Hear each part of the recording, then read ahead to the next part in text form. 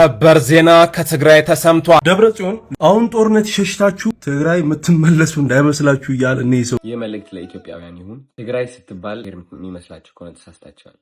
በጣም አዝኛለሁ። የውጊያ ወንድሞችን ያጣሁበት ውጊያ ነው። እንዲደገም ግን አልፈቅድም። ትግራይ ውስጥ ምንም አፍታ የለም። ሰላም ለሁሉ ሰላም ልዩ እድል ዘይኮነስ በጣም ከባድ ሁኔታ ነው ያለው። በጣም ከብዶናል። በጣም ወንድሞቼ ይሄን ቪዲዮ ስሰራ በጣም ከልብ ያዝኜ ነው የምሰራው። እናትህን ግደልና ዝነኛና ሀብታም ትሆናለህ ተብሎ ነው እናቱን የገደለው። ሰላም ቤተሰብ እንዴት ናችሁ? ያለው ክብሩ ይስፋ ጆሴፍ ነኝ። እንደተለመደው በአዳዲስ በወቅቴና በአነጋጋሪ በወቅቴ ቪዲዮዎች ተመልሼላችሁ መጥቻለሁ። ከእናንተ የሚጠበቀው እስከዚህ ቪዲዮ መጨረሻ አብራችሁ መቆየትና ለዚህ ቻናል ደግሞ አዲስ ከሆናችሁ ላይክ በማድረግ ሼር በማድረግና ሰብስክራይብ በማድረግ የዚህ ቻናል ቤተሰብ መሆኑ በተለይ አዲስ የሆናችሁ ሰብስክራይብ ማድረግ እንዳይረሳ። ይህን ቪዲዮ ደግሞ በላይክ እንጀምሮ። ሀሳብ አስተያየት ካላችሁ ማንኛውንም እቀበላለሁ። ኮሜንት ላይ አድርጉልኝ። ወደ ዛሬ ቪዲዮቻችን እንሂድ። እናትህን ግደልና ዝነኛና ሀብታም ትሆናለህ ተብሎ ነው እናቱን የገደለው። ስለዚህ እናቱን ስለገደለ ልጅ ከዚህ ቀደም ሰምታችኋል ብዬ አስባለሁ። በምን ምክንያት እናትን ልገላች አልክ ብለው ለጠየቁት ጥያቄ መልሱ የሆነው ምንድነው? እናትን ከገደልክ ዝነኛና ሀብታም ትሆናለህ ስለተባልኩ ነው እናቴን የገደልኩት ብሎ ነው መልስ የሰጠው። ለዝናና ለገንዘብ ብሎ 9 ወር በሙሉ በማህፀኗ ተሸክመው በምጥና በስቃይ ወልዳ ሳትጸየፈው ሽንት ጨርቁን እየቀየረች ያሳደገች እናቱን ለገንዘብና ለዝና ሲል ገደላት። ለዛውም በአሰቃቂ ሁኔታ በስለት ቆራርጦ ማዳበሪያ ውስጥ ከቶ ነው የገደላት። ነፍሷን ይማርና እቺ በልጇ የተገደለች እናት በሱ ቦታ ብትሆን ብዬ አሰብኩ። ልጅሽን ግደይና ዝናና ገንዘብ ታገኛለሽ ብትባል እቺ እናት ልጇ ላይ ትጨክናለች? አይደለም ለገንዘብና ለዝና ብላ ልጇን መግደል ይቀርና ለገንዘብና ለዝና ብላ ልጇ እንቅፋት እንኳን እንዲመታው አትፈቅድም። በልጇ አትደራደርም። በጣም በሚያሳዝን ሁኔታ ግን ይሄ የምትመለከቱት አረመኔ ልጅ ሰይጣናዊ ነገርን ስለሚከተል በታዘዘው መሰረት ዝናና ብር ታገኛለህ እናትን ግደል ተብሎ ለዝናና ለገንዘብ ሲል የገዛ እናቱን ገድሏታል። በነገራችን ላይ የዚህ ልጅ በጣም ጣሪያ ነካ እንጂ በጣም ብዙዎች አላችሁ ለገንዘብ ብላችሁ ለሀብት ብላችሁ በዘመድ በጓደኛ በጎረቤቶቻችሁ ላይ ክፉ ነገር አድርጋችሁ ሀብት ገንዘብ ያካበታችሁ በጣም ብዙ ሰዎች አላችሁ።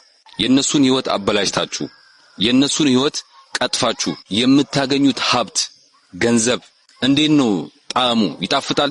ልጅህን ላጭ በላጭ አድርገህ ያመጣው ሀብት ፎቅ እንዴት ነው ያስደስታል? ጓደኛክ ላይ ክፉ ነገር አድርገህ ህይወቱን አበላሽተህ በሱ ህይወት መበላሸት ውስጥ የመጣው ሀብት ገንዘብ እንዴት ነው ይጥማል ወይ?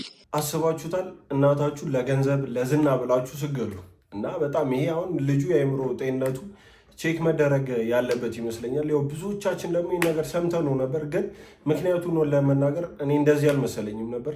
በጣም ነው የሚያስደነግጠው። እናቱን ገሎ አሁን ተይዞ ታስሯል እና በጣም ነው የሚያሳዝነው። እነዚህ ሴቶች እዚህ ሶሻል ሚዲያ ላይ ካሉ ላኩላቸው እሺ ለነሱና እዚህ ለመሄድ ደግሞ ያሰቡ ታናናሽ እህቶች ምናምን ካሏችሁ ለነሱም እስቲ ይሄን ቪዲዮ አሳያቸው። 15 ደቂቃ አየሁ ከዚህ እንትን ላይና ቀፈፈኝ። ቀፋፊ የሆነ ሾው ነው በእውነቱ። እዛ ላይ ታላላቅ ወንድምና እህቶች ካላችሁ ወላጆችም ካላችሁ ከልክሏቸው ነው። እዛ እንደነ ቦታ ላይ እንዳይሄዱ። የማንም ጎረምሳ አፍ መክፈቻ ነው የሚሆኑት። እዚህ ሞቶ ብዙ ሳይሰርባቸዋል።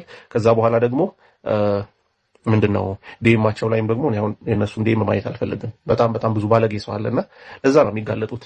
ሁለተኛ ታርጌት ትደረጋላችሁ። እንደነ ቦታ ላይ ስትሄዱ እንደነ ሴቶች ታርጌት የምትደረጉት ሴት በመሆናችሁ ምናምን አይደለም። እናንተ ቫይራል ለመውጣት ብላችሁ የማይሆን ነገር እንትን ትላላችሁ። ከዛ ይሄን ይሰማል። ይሄ አሁን ብዙ ሰው ጋር ደርሷል ይሄ ቪዲዮና ልኳል ላሳያት ምናምን በሚባል ምን ይደረጋል? የማይሆን ሰው አትራክት ታደርጋላችሁ።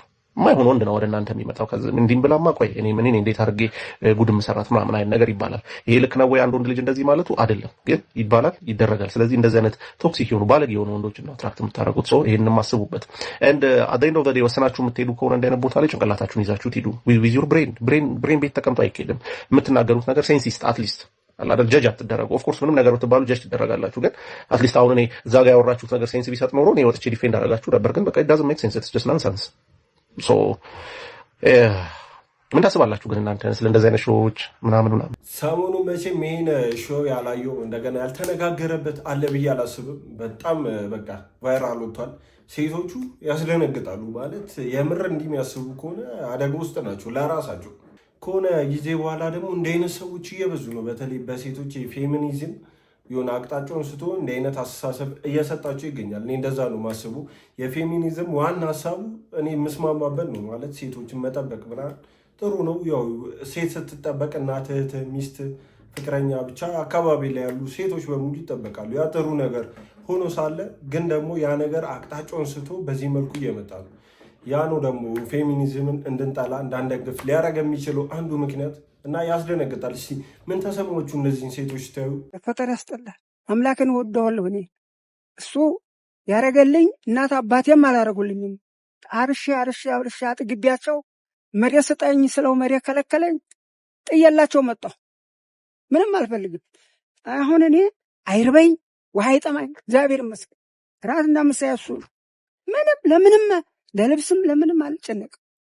ብቻዬን ነኝ። እኔ ምንም ሀብት ምንም አልፈልግም። እቺኑ 12 ተከላቴን ባርኮልኝ እስተመሞት ድረስ እቺኑ እያነበብኩ እየደገምኩ እኖራታለሁ። ምንም አልፈልግም። እኔ እግዚአብሔር ይመስገን። እኔም ነገ አባት እናቴ የሉም፣ እህቶቼ ሁሉ ሞተዋል። እኔም እንደመሞት አውቃለሁ። ምን ያደርግልኛል? እኔ እግዚአብሔርን ያላደግመው የመኖር ነገር ይሆን ይኖራል። እኔ ምንም አልፈልግም። ይመስገን እግዚአብሔር ይመስገን። እኔ ዋናውን አካላቴን ባርኮልኝ ትንሽ እንደው ራሴን አማም ሲያደርገኝ አይ ጌታዬ ጣራ አታብዛብኝ፣ ተወሰድከኝ ቶሎ ውሰደኝ።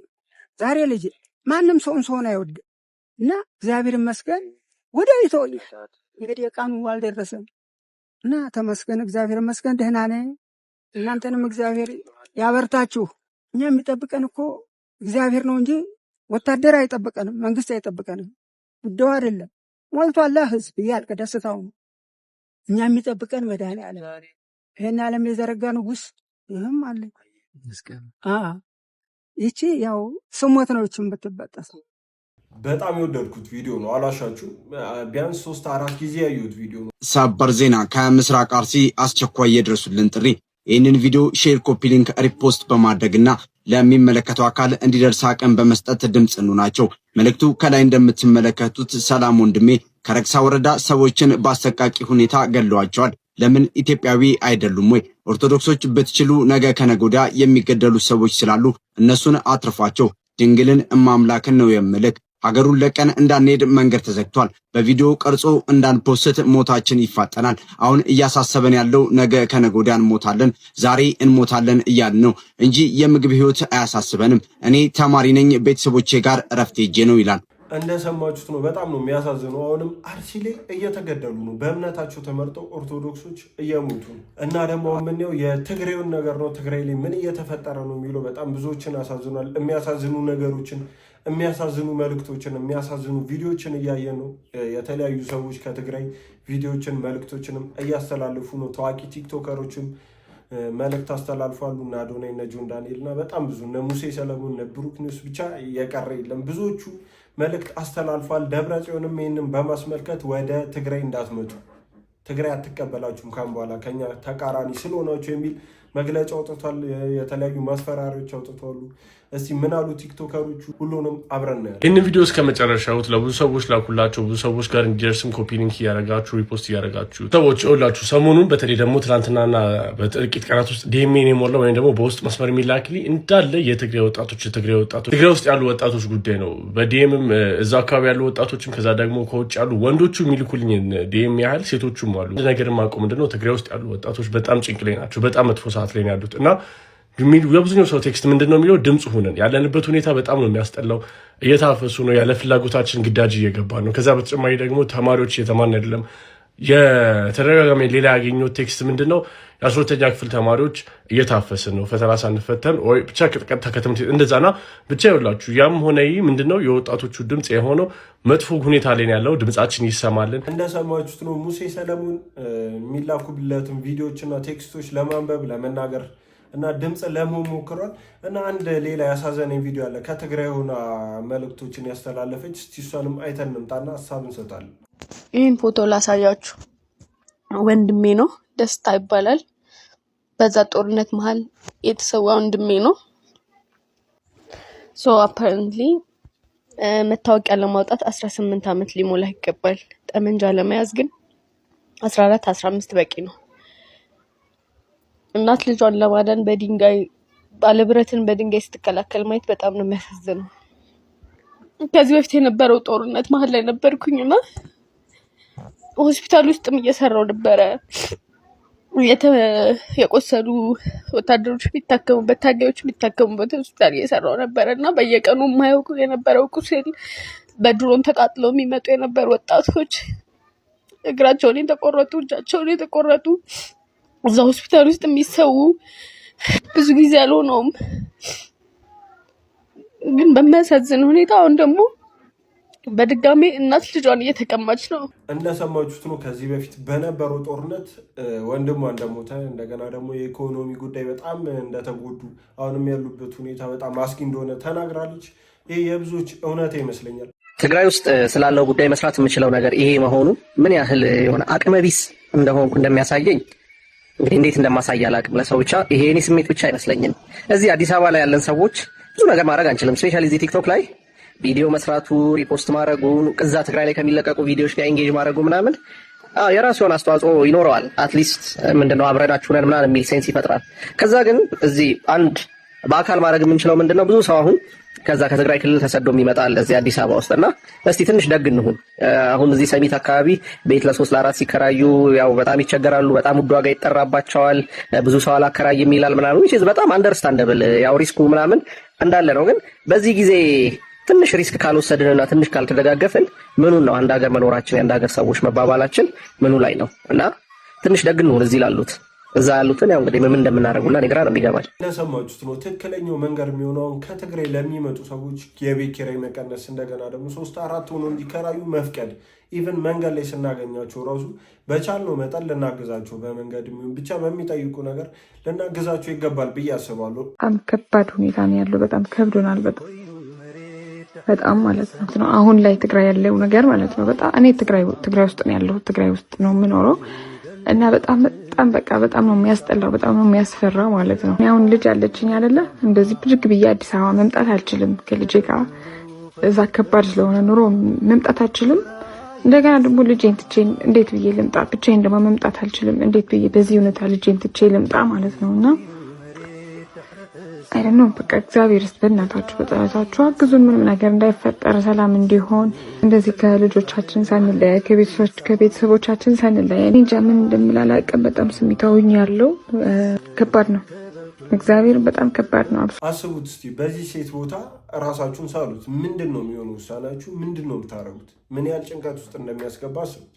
እና በጣም ከባድ ነው። ከዛኛው ስህተት ሳይማሩ አሁንም ፖለቲከኞቻችን ይህን ጦርነት ሊያረጉት ትንሽ ነው የቀራቸው። ሳስበው ይሄ ነገር የሚቀርብ አይመስለኝም። እንደዚህ እየታፈሰ እና የተለያዩ ቪዲዮችም እየወጡ ነው። የትግራይ እናቶች የሚለምኑበት መንገድ በጣም ነው የሚያሳዝነው። ይህ ጦርነት እንዳይካሄድ በቤተክርስቲያን ሰላማዊ ሰልፍ በመውጣት የተለያዩ ቪዲዮች ወጥቷል። እስቲ እሱንም እኔና ደግሞ የታዋቂ ሰዎች ያስተላለፉትን መልእክት እምን ይሆናል።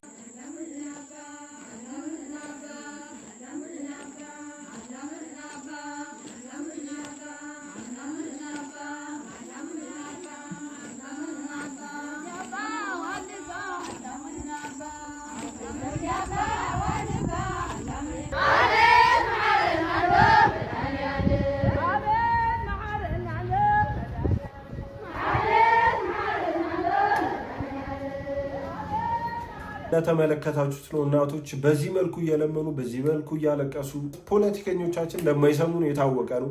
እዛ አርሲ ይሞታል፣ እዚህ ደግሞ ትግራይ ሰው ይሞታል። እንደገና ደግሞ አማራ ክልልም በዛው ልክ በጣም ሰው እየሞተ ነው። ያልተነገረለት ጦርነት ደግሞ እሱ ነው። ትግራይ ውስጥ እየተፈጠረ ያለው ነገር በጣም ያሳዝናል። ሰላም አዶና ይባላለሁ። የ26 ዓመት ወጣት ነኝ። የተወለድኩት መቀሌ። ትግርኛ በደንብ ጥርት አድርጌ ማውራት እችላለሁ። ከትግራይ ጋር ለየት ያለ ግንኙነት አለኝ። የመጣሁበት የሚያኮራኝ ወጣት ነኝ። የመጣሁበት የማድረሳ ወጣት ነኝ። አብዛኛው ወጣት ምን ያህል እየሞከረ እንዳለ፣ ምን ያህል በእግዚአብሔር እየተማመነ እንዳለ ነው ያስተዋልኩት። ምን ያህል ተስፋ እንዳለው። የእነዚህ ወጣቶች ተስፋ ግን በአጭሩ እየተቋጨ ይገኛል። ብዙዎቻችሁ ሰምታችሁ ይሆናል አሁን እየተፈጠረ ያለው ነገር ትግራይ ውስጥ። በጣም አዝኛለሁ። አሸንዳ 1 ወር ቀርቶት እኔ የጠበቅኩት ትግራይን ከፍ ማድረግ አለብኝ፣ ወጣቱን ማነቃቃት አለብኝ ነበር። ግን በዚህ ሰዓት እንደዚህ አይነት ነገር ያጋጥመኛል ብዬ አላሰብኩኝም። ከብዶኛል ራሴ።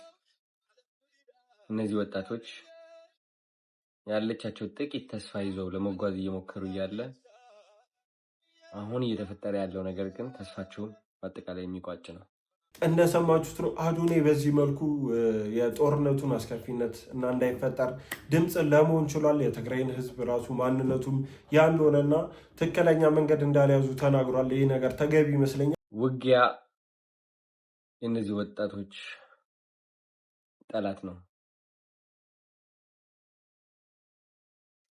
አይናቸው ስመለከት፣ ፊታቸው ስመለከት ጀግንነት ይታየኛል። እነዚህ ወጣቶች ውስጥ ጀግንነት አያለሁ። ግን የማየው ጀግንነት የውጊያ ጀግንነት አይደለም። የማየው ጀግንነት የተስፋ ጀግንነት ነው። የሰላም ጀግንነት ነው። የመለወጥ ጀግንነት ነው። እነዚህ ወጣቶች ውጊያ መግባት አለባቸው ብዬ አላስብም፣ አላምንም። በዚህ ዘመን ውጊያ ወደ ኋላ እንጂ ወደፊት ሊወስደን አይችልም። እነዚህ ወጣቶች ይበቃቸዋል። አሁን የሚያድጉበት ጊዜ ነው። አሁን የሚለወጡበት ጊዜ ነው። እኔም እነሱን ለማስተማር ወጣቶቹን ለማነቃቃት ራሴን በጣም ሳዘጋጅ ነበረ። በተቻለኝ አቅም እንዴት አድርጌ እነዚህ ወጣቶችን ተስፋቸው ላስቀጥለው፣ እንዴት በራስ መተማመናቸው እንደገና እንዲመልሱ ላግዛቸው፣ እንዴት ቀና ብለው እንዲሄዱ ላግዛቸው፣ እንዴት ውስጣቸው ላይ ያለው ፍርሃት ለመቅረፍ ልሞክር። እነሱ ያለፉትን ነገር ባላልፍም ግን ልክ እንደ አንድ ወንድማቸው እረዳቸዋለሁ። ይህ ውጊያ ጓደኞችን ያጣሁበት ውጊያ ነው። ይህ ውጊያ ወንድሞችን ያጣሁበት ውጊያ ነው። እመኑ። እንዲደገም ግን አልፈቅድም። ያመኛል በጣም። ታሪክ መደገም የለበትም። ከፍ ብለን መገኘት አለብን። ከታሪካችን ከፍ ብለን መገኘት አለብን። መስተካከል አለብን። በጣም ይህ መልእክት ለኢትዮጵያውያን ይሁን፣ ለሁላችሁም። ትግራይ ስትባል መሬት የምትመስላችሁ ከሆነ ተሳስታችኋል። ትግራይ ስትባል ብሔር የሚመስላችሁ ከሆነ ተሳስታችኋል። ትግራይ ከዛ በላይ ነች። ትክክለኛ መንገድ እንዳልያዙ ተናግሯል። ይህ ነገር ተገቢ ይመስለኛል። እንዲህ አንዴ ብቻ ተናግሮም ዝም ማለት አለባቸው ብዬ አላስብም። ይህ ነገር እስኪቀር ድረስ ሁሉም ኢንፍሉዌንሰር ነገሩን ለማስቆም ድምፅ መሆን ያለበት ይመስለኛል። ሰላም ንኩሉ ሰላም ልዩ ዕድል ዘይኮነስ መሰል ኩሉ እዩ ነጋን ሁንዳፍ ነጋን ጨራ አዳሚቲ ሚርጊነማ ሁንዳቲ። ሰላም ለሁሉም። ሰላም ልዩ ዕድል ሳይሆን የሁሉም ሰው መብት ነው። ሰላም ለኢትዮጵያ፣ ሰላም ለሀገራችን። ጆን ዳንኤልም በዚህ መልኩ መልእክቱን አስተላልፏል። አሁን ደግሞ የምናየው ቪዲዮ ደብረጽዮን ያወጣው መግለጫ ነው። ማስፈራሪያ በሉት ይሄ መግለጫ አለው። እስቲ እሱን ተመልክተን እንምጣ። ደብረጽዮን አሁን ጦርነት ሸሽታችሁ በገፍ ወደ አዲስ አበባ እየሄዳችሁ ያላችሁ ወጣቶች በኋላ ፋሲካ አሸንዳ ብላችሁ ትግራይ የምትመለሱ እንዳይመስላችሁ እያለ እኔ ሰውዬ ደግሞ ይኸውላችሁ፣ አንደኛ ነገር ወጣቱ በገፍ እየወጣ እንደሆነ ማመናቸውና ስጋት እንደፈጠረባቸው ማሳያ ነው ይህ ንግግር። ሲቀጥል ግን አንተ ማነ እንደዚህ ለማለት? አሁን እኮ ባለጊዜ ሆነ ነው፣ በጠበንጃ ነው፣ ጦርነት ስላልፈለግን ነው እየወጣን ያለ ነው። የሆነ ጊዜ የአንተ ጊዜ ሲያበቃ ማለትም በቅርቡ ግን ተመልሰን እንመጣለን። አንተ ማን? እንዴት ነው ይህን ሞራል ያገኘው? ተመልሳችሁ እንዳትመጡ ማን ስለሆንክ ነው አንተ እንደዚህ የምትለንኛል? ይህ ከዛ ትንሽ ቆይቶ ደግሞ ሞራል እንዳለው ሰው ነው የሚያወራው። ባይብል ምን ይላል አለ በአንተ ላይ እንዲደርስ ማትፈልገው ነገር በሌሎች ላይ የሚያወራው ነገር ራሱ አያውቅም እኮ። ደብረጽዮን ለወራት በረሃ ባሳለፈበት ጊዜ መልኩ እንዴት እንደተቀየረ እዩት። ማማኸዛ ነው የሚመስለው። እንደነ ማማኸዛ አይነት የትግራይ እናቶች ግን እድሜ ልካቸውን ደብረጽዮን 8 ወር በረሃ ላይ ያሳለፋትን አይነት ኑሮ ነው የሚኖሩት። ወጣቶች እየታፈሱ እንደሆነ ታምናለህ ኪዳነ? የት ነው እየታፈሱ ያሉት? ትግራይ ውስጥ። አረጋግጠሃል? ማለት ማረጋገጥ ምንድን ነው? አንድ ነገር ተረጋገጠ ናቸው አረጋግጠሃል ወይ ነው የምልህ። ታምናለህ አታምንም አንተ ኪዳነ? የኤርትራ ወጣቱ የትግራይ ወጣቶች የለም። ትግራይ ውስጥ ምንም አፍታ የለም። እንደሰማችሁት ነው። ደብረጽዮን በዚህ መልኩ መግለጫና ማስፈራሪያ ትግራይ እንዳመጡ አይነት መልእክት አስተላልፏል። ቲፒኤልኤፍ ኤግዚቲንግ ስትራቴጂ የለውም። እንዴት ስልጣን መልቀቅ እንዳለበት አልተማረም። ቲፒኤልኤፍ ህዝቡን አሳምኖ አታግሎ ስልጣን መያዝ እንዴት እንደሚቻል ያውቃል። ከዛ ደግሞ የያዙ ስልጣን እንዴት እያምታታ ማስቀጠል እንደሚችል ያውቃል። ነገር ግን የያዙ ስልጣን እኔ በቃኝና ለኔክስት ጄኔሬሽን ማስተላለፍ አለብኝ ስሙዝሊ ቀስ ብዬ እንዴት ነው ማቀበል የምችለው የሚባለው ነገር ግን አይገነዘቡም፣ አያውቁም። ኤአይን የጫናችሁለትን ሶፍትዌር የጻፋችሁለትን ኮድ ነው እንጂ ያላስተማራችሁትን ነገር አትጠይቁትም አይደል? ያ ነገር አያውቁም፣ ወይም ደግሞ ከሱ ተፈጥሮ ውጪ የሆነ ነገር ነው። ለዛ ነው ቲፒኤልኤፍ 20 ምናምን ዓመታት ኢትዮጵያ ውስጥ ፖለቲካሊ ተጽዕኖ ፈጥሮ ለኢኮኖሚ ቅርቦ ነው ሪሶርስ አክሰስ እያደረገ እንደፈለገ ታንኩንም ባንኩንም ተቆጣጥሮ የራሱ ልጆች እንኳን አስተምሮ እንዴት እነሱ መተካት እንዳለባቸው አልነገራቸውም፣ ወይም ደግሞ ያን ነገር ሲያመቻች አልቆየም። እዛ ምክንያት አጠቃላይ የትግራይ ፖለቲካል ኮሚኒቲ ግራ ገብቶታል፣ የትግራይ ህዝብ ግራ ገብቶታል። ማን ነው ይህንን ህዝብ እንግዲህ ሃንድ አድርጎ ለቀጣይ ምዕራፍ እየመራ ማሸጋገር የሚችለው? ቲፒኤልኤፍ እንግዲህ ህዝቡ በቃኝ ብሎታል። ላለፉት 50 ምናምን ዓመታት ዋጋ ስታስከፍለኝ ነበር፣ አሁንም ለከፋ ነገር ልታጋልጠኝ ነውና በግልጽ በቃኝ ብሎታል። ባይዘው ይሄ መመዝገብ ያለበት ነገር ነው። ማንም የትግራይ ህዝብ ሳያታግለው ማንም ሳይቀሰቀሰው በራሱ ወጥቶ ነው ይህን እንግዲህ ትግል የትግራይ አክቲቪስቶች ይሄ ነገር እውነት ነው ብላችሁ የምታስቡ ሰዎች በሙሉ ሰብሰብ ብላችሁ ኢንስቲቱሽናላይዝ አድርጋችሁ ለዚህ ትግል ሼፕ ሰጣችሁት። እንግዲህ የትግራይ ህዝብ የሚፈልገውን ነገር ማመቻቸት አለባችሁ፣ ማሳለጥ አለባችሁ። ህዝቡ እንግዲህ በራሱ ነው ወጥቶ እየታገለ ያለው። ለማንኛውም ግን ጦርነት ይብቃ ለማለት ነው። ለከፋ ችግር ለከፋ ጦርነት አሁንም ህዝቡን አታጋልጡት ለማለት ነው። በዚህ ጉዳይ ላይ ጨምሮ ነገር ካለ ይላችሁ መልሳለሁ። በትግራይ ክልል ምን እየተፈጠረ ነው? በመቀሌ የጊዮንና ሀበሻ ቢሮ መታገሩ ተሰምቷል። ጊዮን ባስና ሀበሻ ባስ በትራንስፖርት ዘርፍ በመቀሌ ከተማ ቅርንጫፍ ጽሕፈት ቤት ከፍተው ሰራተኞች መድበው በህዝብ የንግድ የመንገድ ማመላለሻ አገልግሎት ትራንስፖርት እየሰጡ መሆኑ ይታወቅ ነበር። የትግራይ ትራንስፖርት ቢሮ ትናንት ሰኔ 26 ቀን 2018 በጻፈው ደብዳቤ ጊዮን ባስና ሀበሻ ባስ ላይ አደረኩት ባለው ክትትል ለረጅም ጊዜ አገልግሎት የሚሰጡ ተሽከርካሪዎች ማቆማቸውን አረጋግጫለሁ። በድርጅቶቹ ስም የተቀጠሩ ሰራተኞች ሌላ ድርጅት የድለላ ስራ እየሰሩ በመገኘታቸው በስማቸው የተከፈተው ጽሕፈት ቤት ከዛሬ ሰኔ 27 ቀን 2018 ዓ.ም ጀምሮ እንዲዘጉ የግድ ደብዳቤ መጻፉን አዩዝ ሀበሻ ከደብዳቤው ተመልክቻለሁ ብሏል። እንዳያችሁት ነው። እንደገና ደግሞ ባሶችም ከትግራይ እንዳይወጡ እየተደረጉ ነው። በሰማችሁት መልኩ አባይ ባስና የተለያዩ ባሶች ትግራይ ላይ ቢሮቸው እንዲዘጋና ከዚህ እንዳይመጡ እንዳይንቀሳቀሱ ከገቡ ደግሞ እንዳይወጡ ተከልክሏል። ማለት አሁን ለአንድ ሎክት እየሆነ ነው። እንደዛ ጊዜው ማለት የሆነ ጊዜ ላይ ያው በጦርነቱ ጊዜ ታስታውሳላችሁ ወደ 1 ዓመት ምናምን ተዘግታ ነበር ትግራይ። ምግብ እንዴት እንዳለፉ በቃ ከጦርነቱ በኋላ የተለያዩ ሰዎች ስላሳለፉት ሁኔታ ሲናገሩ ነበር። በጣም ነው የሚያስደነግጠው እና ራሴን በዛ ቦታ ይቼ ይህን ነገር ኔቡን አልፎ ነበር የሚል ጥያቄ ራሴ ላይ ፈጥሮ በጣም ከባድ ነገር እንደሆነ መገመት አይከብድም እና በጣም ነው የሚያሳዝኑ። ዛሬ መቀሌ ላይ እየተመለከታቸው ከሆነ እናቶች በጣም እያለቀሱ ነበር።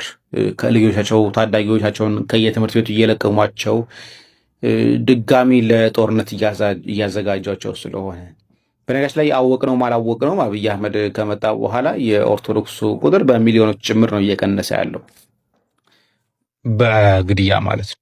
90% ኦርቶዶክስ ያለው ትግራይ ላይ ነበር።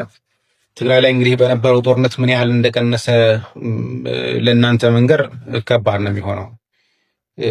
መሞት ብቻ አይደለም ደግሞ ሰርተው እንዳይበሉ ደግሞ እጃቸውንም እግራቸውንም ያጡ ወጣቶችን ደግሞ ሄዶ ያየው ሰው መቀሌ ላይ ያየው ሰው አክሱም ጽዮን ለምሳሌ ሄጄ ስለነበር አይቼዋለሁኝ ምን ያህል እግራቸውና እጃቸው እንዳጡ።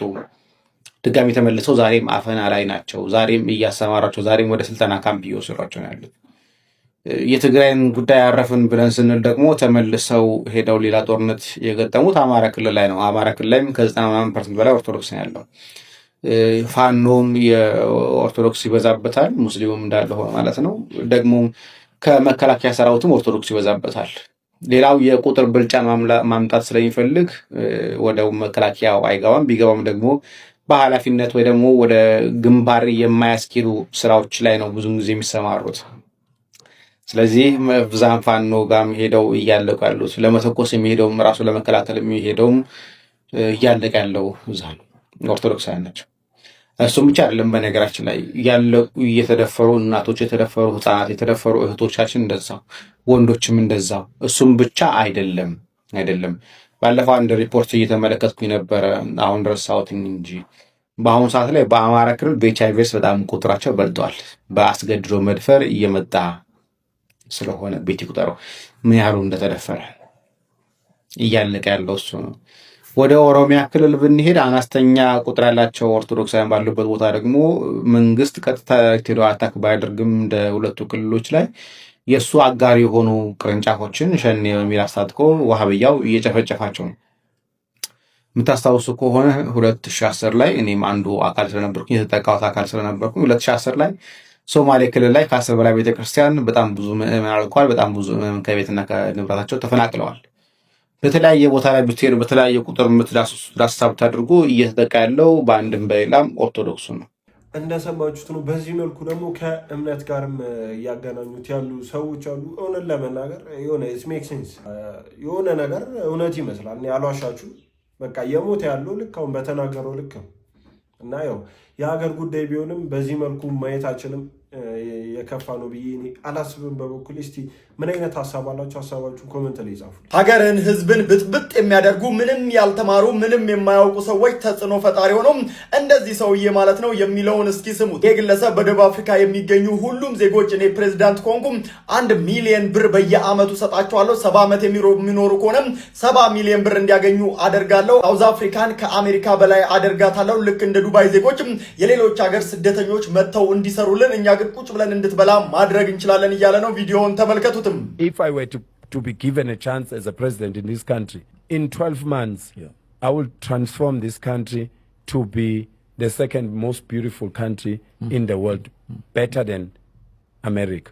South Africa can pay South Africans 1 million every year for the rest of their lives. Let's say the average life expectancy in South Africa is 70 years.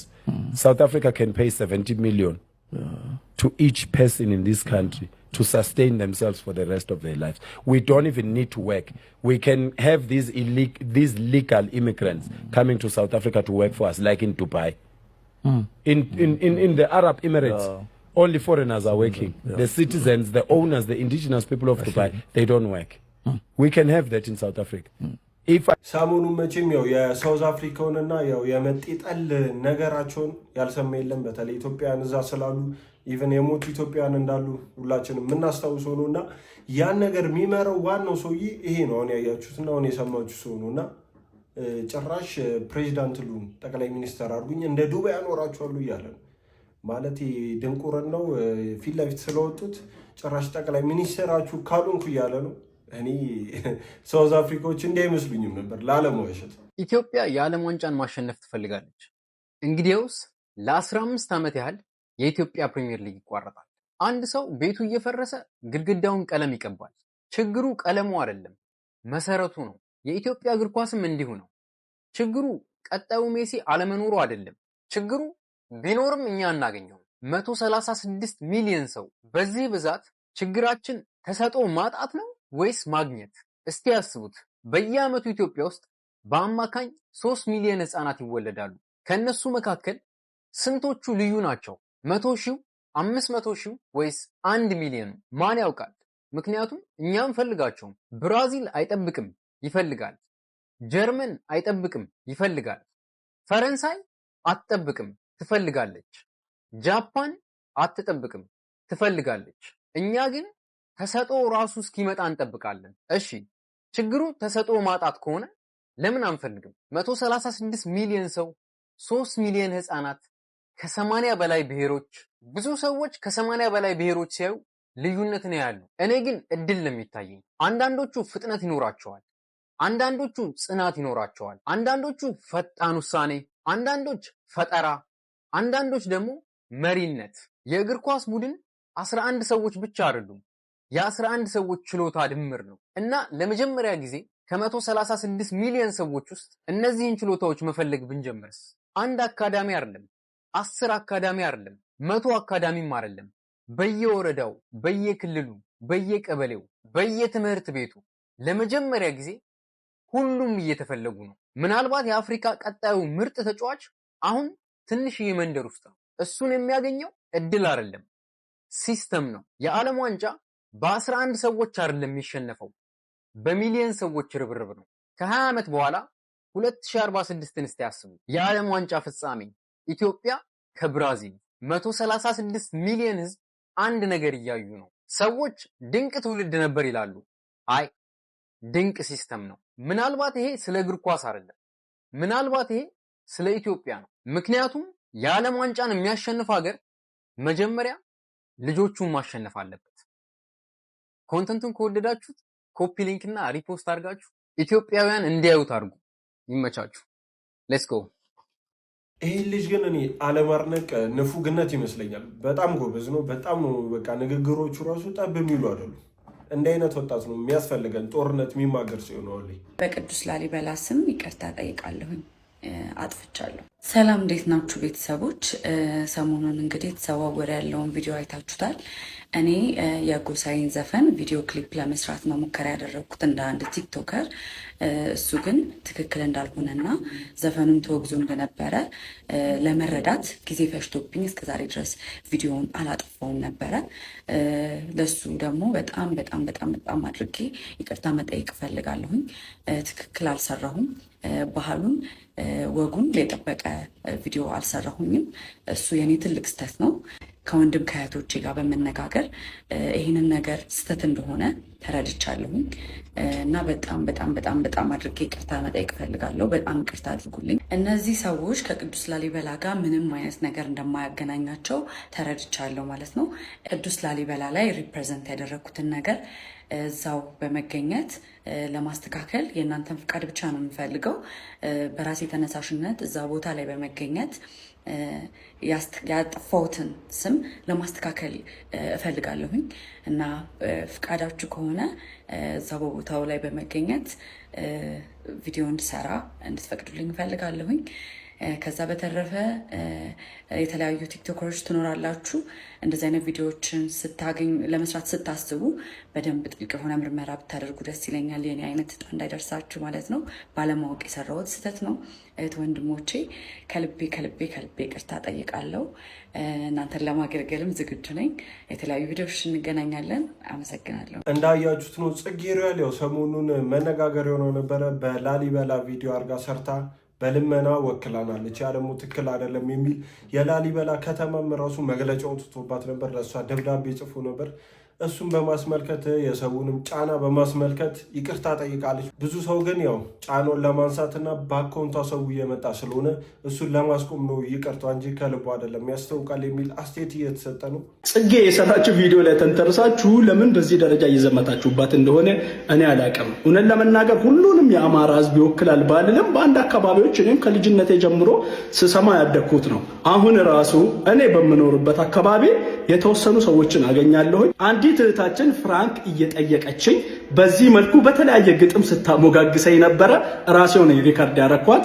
ተጋባዝ ውስጥ የቆለኛ በሬ ቀንዱ ሌፋ ነብዩን የነካ ባፍንጫው ይደፋ። አረተው ነብዩ አስሯን አምስቷን ማንም ይሰጠኛል። እኔ ተነብዩ 50 አምሮኛል።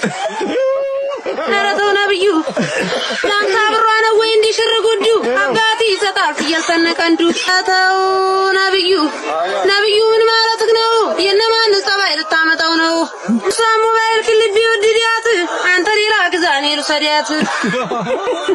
አረተው አንተዬ ምቀኝነት የለው በሰው ክፉ አይሰራ። አንድ እንጀራ ቢሆን ብቻውን አይበላ። አብራራ ሸበርዬ ድሮ ቀይ ነበርክ ምን አጠቆረክ? ባልታጠበ እጃቸውን እየነካኩ አረተው ሸበረው ጭጫመና ያድርግም ካኪ ምነው ባደረገ አስመጭና ላኪ። አንተን የወለደች ባየዋት እናትክን የእንግሊዝ ብርጭቆን አስመስላ አንገትክን።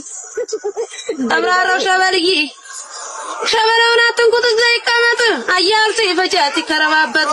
ጽጌ ሮያል ያው ይቅርታ መጠየቅ አልነበረብሽም አይነት የሚሰጡ የተለያዩ ሰዎች በዚህ መልኩም አሉ። እውነት ለመናገር እኔ ልመና ብሔር አለው ብዬ አላስብም። ከሁሉም ብሔር የሚለምን ሰው አለ። ምክንያቱም ኢትዮጵያ ነን ማለት ድህነት ማጣት፣ ስራ ማጣት፣ እንደገና ደግሞ መጎሳቆል የኛ ነው ማለት መገለጫችን። ስለዚህ እኔ የሚለምን ሰው ማየት ምንም አይገርመኝም። ሁሉም ሰው ደግሞ በዚህ ሁኔታ ወደዛ እየሄደ ያለበት ሁኔታ ነው ያለው። እኔ ነገር ኢሹ መሆን አለበት ብዬ አላስብም። በቡክ ይቅርታ የውሸት እኔ አሁን ካያችሁት ይቅርታ ዳሜጅ ኮንትሮል የሚባል ይቅርታ እንጂ እውነቴን በትክክለኛው ህዝብ ቁጣውን ተረድታ ይቅርታ የጠየቀችበት አይደለም። እና ምን ተፈጠረ? ህዝብ ተጎዳዊ ነው። ህዝብ ጎዳይ ህዝቡ ተረባርቦ ዱቄት አደረገች። በቃ ይሄ ነው። ስለዚህ አሁንም የምናገረው ምንድነው ለሌሎች አርቲስቶች አርቲስት አይደለም ነው ለሌሎች ባህል እናስተዋውቃለን ለምትል ወንድምና እህቶች ባህል የሚተዋወቀው እኮ በጥሩ ነገር መስሏል። አንድ ሰው ስለሆነ ባህል ሲያስተዋውቅ መጀመሪያ ይጠይቃል። ከዛ በኋላ ምን ያደርጋል? ጥሩ ባህል አድርጎ።